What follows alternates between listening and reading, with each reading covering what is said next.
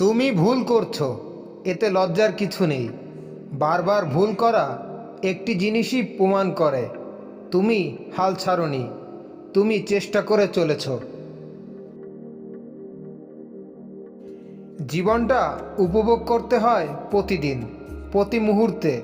প্রতিটি ছোট্ট ছোট্ট স্মৃতি আনন্দে উপলক্ষে যত বেশি হাসবে, যত কম অভিযোগ করবে, জীবনটা ততই ভরে উঠবে সুখে, পরিতৃপ্তিতে। তুমি যদি এখন থেকেই তোমার স্বপ্নগুলো সত্যি করার পেছনে ছুটে না চলো, একদিন তোমাকে কাজ করতে হবে অন্যদের অধীনে তাদের স্বপ্নগুলো সত্যি করার জন্য। কি বলা হচ্ছে সেটি হৃদয়ে ধারণ করো, কে বলছে সেটি বিবেচ্য নয়। পথের ভিখারিও কখনো তোমাকে পৃথিবীর সবচেয়ে মূল্যবান পরামর্শ দিতে পারে।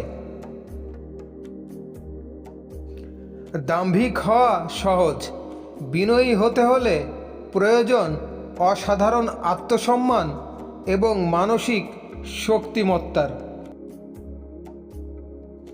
ব্যর্থ হওয়া মানে হেরে যাওয়া নয়, ব্যর্থতা নতুন করে আবার শুরু করার প্রেরণা। হাল ছেড়ে দেওয়া মানেই হেরে যাওয়া। পৃথিবীর সবচেয়ে আনন্দের অনুভূতিটি হচ্ছে যখন তুমি একটি লক্ষ্য ঠিক করেছিলে, সেই লক্ষ্যটি পূরণ করতে পারলে।